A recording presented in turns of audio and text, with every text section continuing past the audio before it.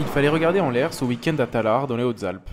Tous les 3 ans, depuis 2018, un gigantesque meeting aérien est organisé à l'aérodrome de Gap-Tallard, et cette année, il restera dans les mémoires. 39 appareils, 140 pilotes et leurs équipes sont venus des 4 coins de la France pour en mettre plein les yeux et les oreilles aux dizaines de milliers de spectateurs présents pour assister à ce show unique.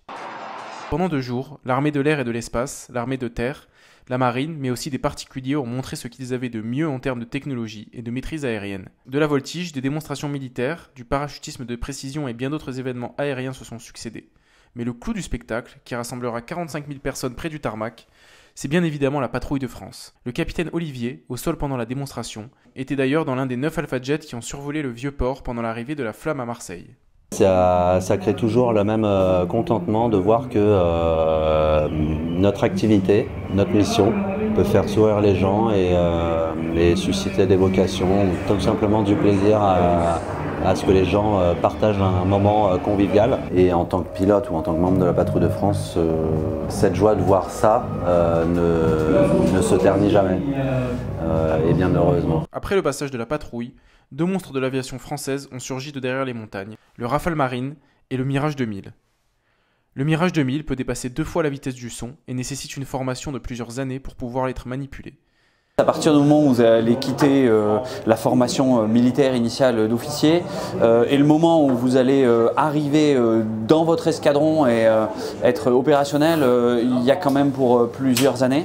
Mais c'est une formation qui est très progressive. Vous allez apprendre tout d'abord sur des avions avec des moteurs à piston et puis après des avions avec des turbines pour finir probablement sur un avion de chasse tel que le Rafale.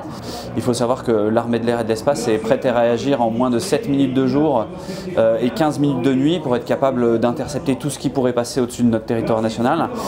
Les sensations, elles sont fantastiques, mais il faut savoir que les pilotes sont concentrés d'abord sur leur mission et c'est leur travail de réaliser une interception ou éventuellement d'assister des troupes au sol qui auraient besoin de l'aide d'un avion.